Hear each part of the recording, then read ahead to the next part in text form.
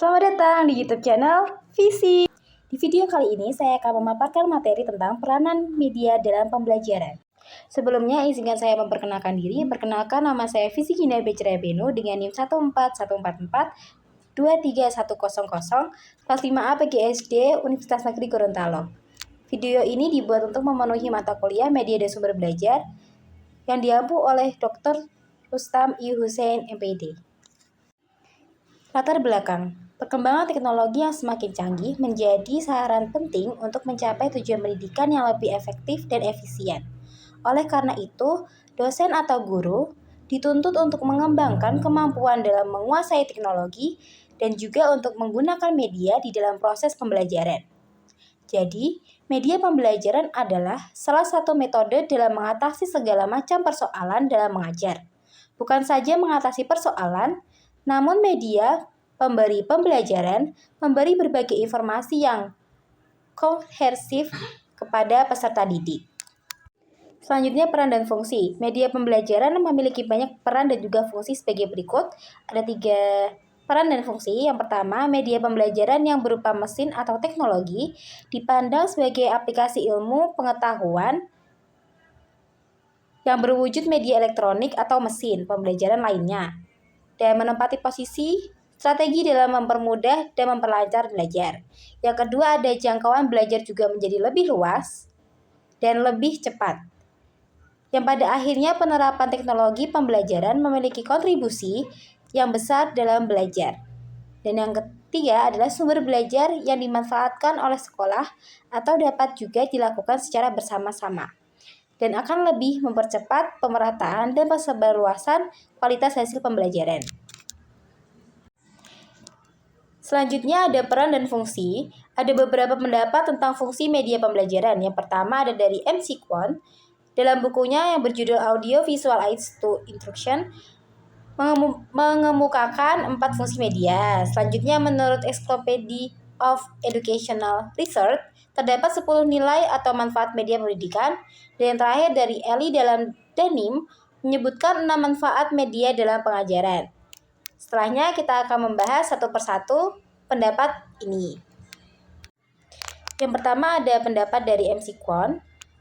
Dari bukunya yaitu Audio Visual Aids to Instruction mengemukakan 4 fungsi media. Yang pertama, mengubah titik berat pendidikan formal. Yang artinya dengan media pembelajaran yang tadinya abstrak menjadi konkret. Pembelajaran yang tadinya teoritis menjadi fungsional praktis. Yang kedua ada membangkitkan motivasi belajar. Dalam hal ini, media menjadi motivasi intrinsik bagi pembelajar, sebab penggunaan media pembelajaran menjadi lebih menarik dan memusatkan perhatian pembelajar. Yang ketiga ada memberikan kejelasan, agar pengetahuan dan pengalaman pembelajar dapat lebih jelas dan mudah dimengerti, maka media dapat memperjelas hal itu.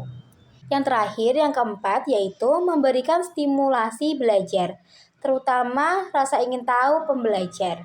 Daya ingin tahu perlu dirangsang agar selalu timbul rasa keingintahuan yang harus dipenuhi melalui penyediaan media.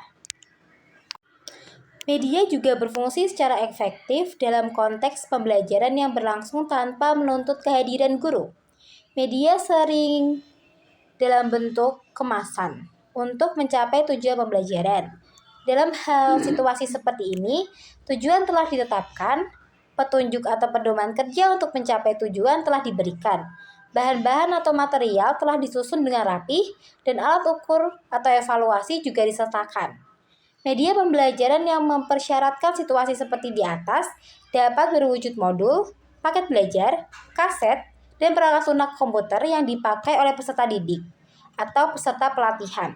Dengan bantuan media, siswa diharapkan menggunakan sebanyak mungkin alat indranya untuk mengamati, mendengar, merasakan, meresapi, menghayati, dan pada akhirnya memiliki sejumlah pengetahuan, sikap, dan keterampilan dengan hasil belajar. Sedangkan menurut Encyclopedia of Educational Research, nilai atau manfaat media pendidikan adalah sebagai berikut. Ada 10 nilai dan manfaat media pendidikan. Yang pertama, meletakkan dasar-dasar yang konkret untuk berpikir sehingga mengurangi verbalitas. Yang kedua, memperbesar perhatian siswa. Yang ketiga, meletakkan dasar yang penting untuk perkembangan belajar. Oleh karena itu, belajar lebih mantap. Yang keempat, memberikan pengalaman yang nyata. Yang kelima, menumbuhkan pemikiran yang teratur dan kontinu.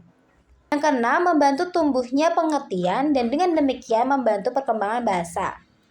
Yang ketujuh, memberikan pengalaman yang tidak diperoleh dengan cara yang lain. Yang kedelapan, media pendidikan memungkinkan terjadinya interaksi langsung antara guru dan murid. Yang kesembilan, media pendidikan memberikan pengertian atau konsep yang seharusnya secara realita dan teliti. Dan yang ke-10, media pendidikan membangkitkan motivasi dan merangsang kegiatan belajar siswa. Nah, sejalan dengan pendapat di atas, Eli dalam Danim menyebutkan manfaat media dalam pengajaran adalah sebagai berikut. Ada 6 manfaat. Yang pertama yaitu meningkatkan mutu pendidikan dengan cara meningkatkan kecepatan belajar.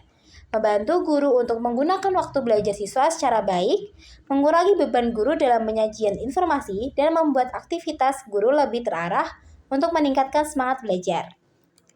Yang kedua, memberi kemungkinan pendidikan yang sifatnya lebih individual dengan jalan memperkecil atau mengurangi kontrol yang guru dengan kaku, memberi kesempatan luas kepada anak untuk berkembang menurut kemampuannya serta kemungkinan mereka belajar menurut cara yang dikehendakinya.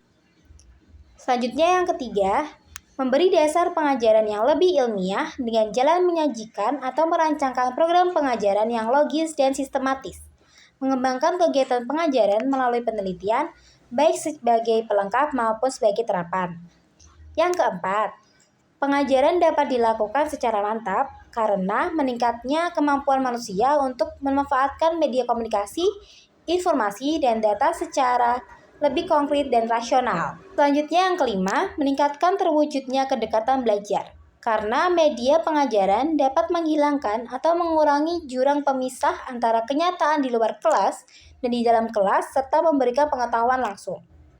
Dan yang keenam dan terakhir, memberikan penyajian pendidikan lebih luas, terutama melalui media massa, dengan jalan memanfaatkan secara bersama dan lebih luas peristiwa-peristiwa langka, dan menyajikan informasi yang tidak terlalu menekan batas waktu dan ruang. Nah, peran dan fungsi media pembelajaran di samping sebagai alat bantu mengajar juga sebagai sumber belajar yang harus dimanfaatkan semaksimal mungkin sehingga dapat terciptanya suasana belajar yang kondusif, efektif, efisien, dan menyenangkan. Peran guru dalam inovasi dan pengembangan media pengajaran sangat diperlukan, mengingat guru dapat dikatakan sebagai pemain yang sangat berperan dalam proses belajar mengajar di kelas, yang hendaknya dapat mengolah kemampuannya untuk membuat media pengajaran lebih efektif dan efisien. Kesimpulan dari materi kita pada kali ini adalah media pembelajaran adalah segala sesuatu yang dapat menyalurkan pesan, pikiran, dan kemampuan peserta didik sehingga dapat mendorong terciptanya proses belajar pada diri peserta didik. Adanya media pembelajaran dapat memudahkan guru dalam proses pembelajaran, yakni menyampaikan pesan-pesan atau materi-materi pembelajaran kepada siswa, agar siswa dapat dengan mudah mempelajari materi-materi yang telah disampaikan. Sama seperti kesimpulan-kesimpulan yang sebelumnya. Nah, sebagai seorang pendidik, media memiliki peran dan fungsi yang sangat penting. Media merupakan integrasi dari sistem pembelajaran sebagai dasar kebijakan dalam pemilihan pengembangan maupun pemanfaatan. Media pembelajaran dapat mempertinggi proses belajar siswa dalam pengajaran yang gilirannya diharapkan mempertinggi hasil belajar yang hendak dicapainya. Sekian materi pada video kali ini. Terima kasih telah mengikuti video kali ini. Semoga bermanfaat. Saya Visinya Pak Biceria Beno pamit undur diri. Dadah.